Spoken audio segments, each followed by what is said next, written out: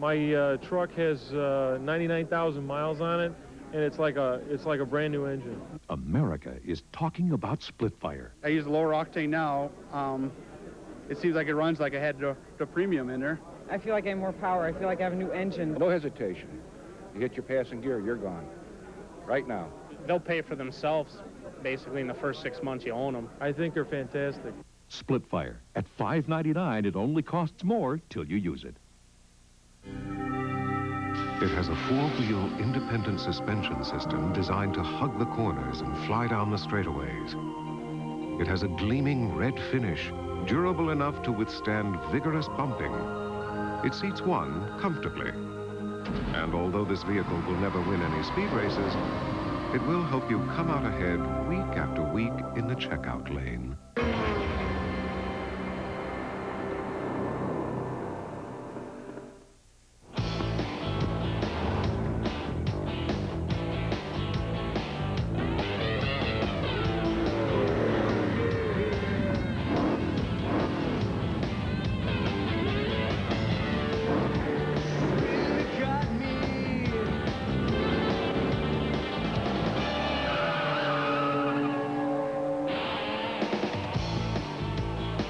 Firehawk, born at Indy, driven everywhere. Polar Beach by Arctic Ocean.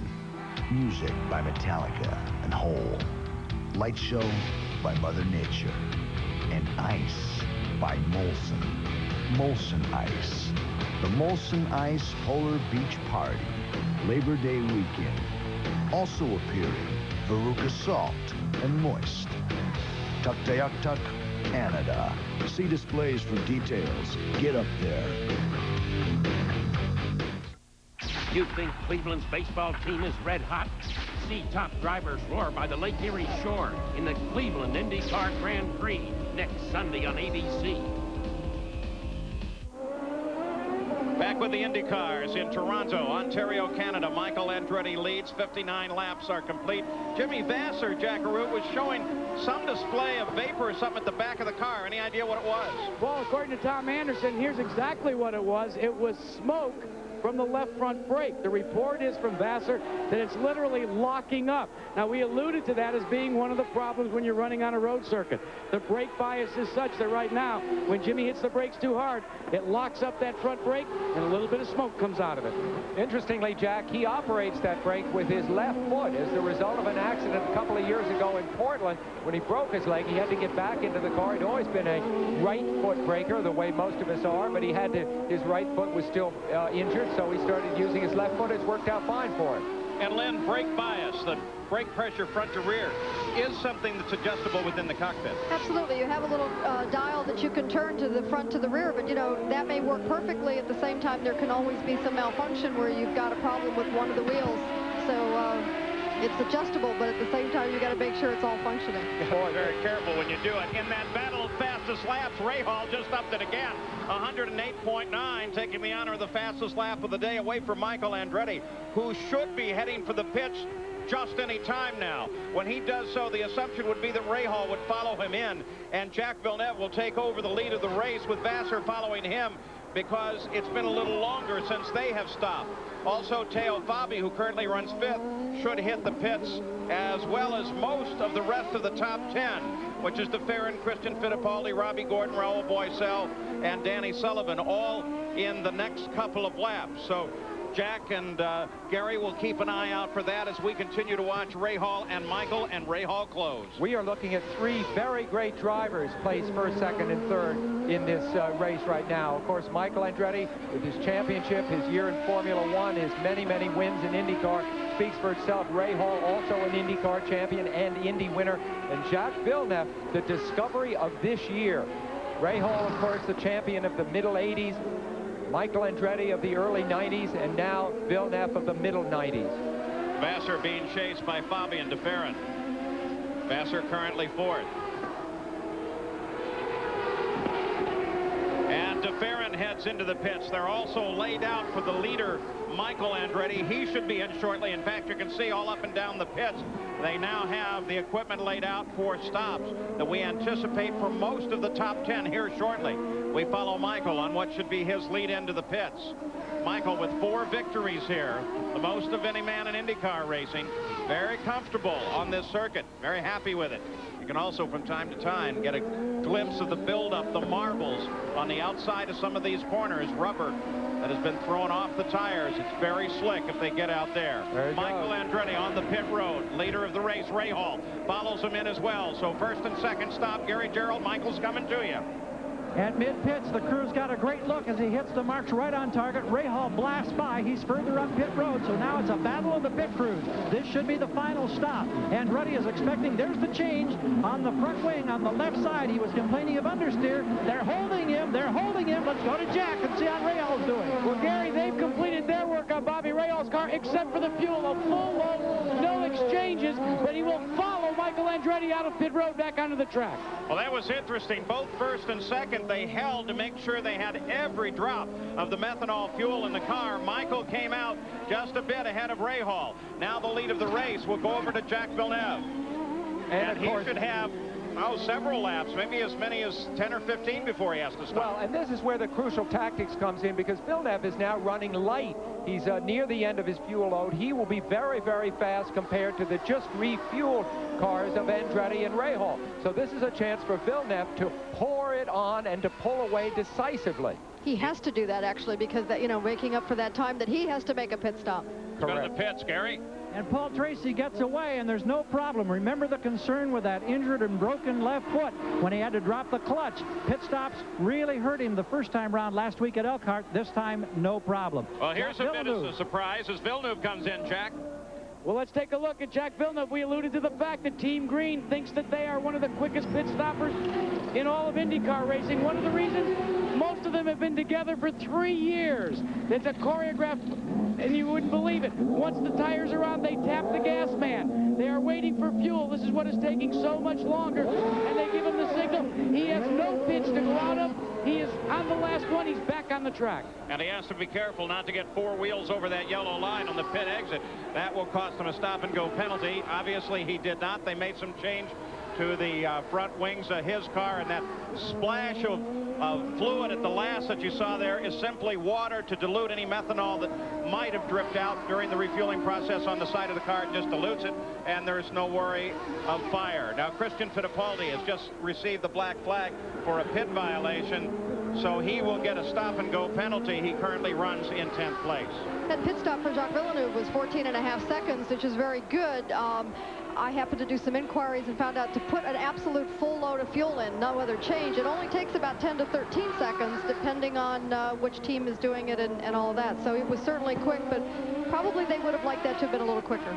Interesting number. All of the fuel flow is gravity feed, so toward the end of a race, when there's less fuel in the tank, it takes a little bit longer for the fuel to flow down into the car. 40 gallons of fuel transferred from an empty car to a full car. Remember Australia earlier in the year with Michael Andretti in the latter stages of the race being pursued by this man, Bobby Rahal, in his black and yellow car. At that point, Rahal was able to pressure Andretti into braking too late for the next to last turn. Michael went off, and Rahal went through to claim second place. So I'm sure that is in the minds, that incident is in the minds of both these drivers. So here is our order after the stops. One indication, too, is remember, when you're talking the transfer of 40 gallons of fuel, you're talking over 280 pounds. So when they talk about the handling differences of a car before and after a stop, there's a substantial change in weight on that car. Danny Sullivan being brought into the pits under tow. You saw the IndyCar safety vehicles out on the course a few moments ago. This was the reason. So Danny Sullivan has lost considerable position and fell to 19th place with that tow in. We'll be back after these messages and a word from our ABC stations. I get here early to stock up on Texaco Havoline Formula 3 motor oil because it gives my engine complete protection. Me too. Michael Andretti. Texaco Havoline Formula 3 is formulated to control volatility and fight vaporization, and it's the same oil used by championship racing teams. Empty. Tough track, huh? Take it to the star. Beyond the Arctic Circle. beyond the tree line, beyond experience.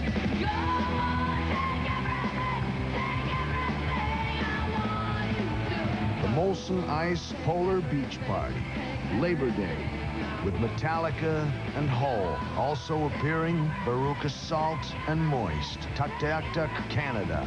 See displays for details. Get up there. Tuesday, it's a Taylor Christmas past, and Tim's in the spirit. Whoa, whoa, whoa, whoa! It's Christmas, home improvement style. Yeah, I just was trying to use that ladder. Then Aiden's new agent is not what he thought he'd be. I'm really looking forward to you handling me. I don't mean handling me, I mean, taking me on. Coach after Home Improvement, Tuesday on ABC. It's two of your favorite stars together for the first time. Tony Danza's back on television with Lori Loughlin in Hudson Street, coming this fall on ABC. Buying a used car, nightmare number one. The used car you just bought breaks down. It could cost you a fortune. How do you avoid this? Buy from Cars Yes, the nation's largest used car company. Only Cars Yes gives you the peace of mind warranty. We warranty the engine, transmission, and many other parts for 12 months, whether your credit is good or bad. Call 1-800-CARS-YES, where peace of mind is guaranteed. Next time, Cars Yes. He's really excited about putting all his tires on sale. He really is. Sam Winston has been working very hard to prepare for his 33rd anniversary. He gets emotional about things like anniversaries. He's probably going to start singing real soon. See? Overwhelmed with joy. The Winston Tire 33rd Anniversary Tire Sale. Harold Green and Lisa McCree, Monday on Eyewitness News at 5 and 11. Back at the Molson Indy Toronto, Bobby Rahal runs in second place, just puts Mauricio Gugelmin a lap down and tries to chase Michael Andretti, who's about 2 seconds ahead. Our question really is Jacques Villeneuve, who runs in third place right now. Best indication, Jackaroo, was that he could have stayed out considerably longer than he did. Why would he have come in? Well, that calculation was based upon his first sequence of pit stops. But remember, we've talked about them getting such great fuel mileage. One of the reasons is they don't have to build as much horsepower. They don't have to consume as much fuel. That's not the case when you're running third or fourth and trying to chase down Michael Andretti. During that sequence of racing, actually, Barry Green told Jacques Villeneuve, we've got to go for it and let it all hang out. And they consumed more fuel than they normally do under race circumstances. When I asked him about it, he said, we've got to put the coals to it to try and get the lead back. Jack, I talked to their aerodynamicist, Tony Cicali. He said Jacques had the road race setup versus the street course setup. That might be a factor, too. Let's go down to Gary Gerould. Well, we've been talking, of course, about the pain and the problems that Paul Tracy's having to endure with that broken left foot. And coming out of the pits last time, did a marvelous job of controlling the clutch, not wasting any time getting out. But here's what they've done the last couple of days. Remember at the last race, Elkhart recently repaved, very smooth. You all talked earlier about how bumpy and how rough it is here, and the foot taking a thrashing in the cockpit. So what they've done basically is they've built a carbon fiber shell around, which he had last week, around this part of the foot. But now, to help cushion it, they've slipped down inside a silicone gel type material, a substance that they've sealed in there. Then they wrapped it all with tape. Paul said that that gave him much more comfort. And in the morning warm-up session today, he said it was really the best that it had been all weekend. He was in tremendous pain on Friday. It's gotten a wee bit better with that little adjustment. They also put some more padding down on the foot box area on the left side. He's doing a marvelous job once again, I think, under most trying circumstances. Currently running in 10th place. Let's try and reset the stage now as we go to the final 28 laps in the race. Michael Andretti is the leader. And as you can see, being chased by Bobby Rahal, who's just 2/10 back and battling with Michael. And then it's 20 seconds from Rahal back to Jacques Villeneuve, who runs in third place. And Jack right now has Vassar and Bobby climbing all over the back of his car. There's the leader, Michael Andretti.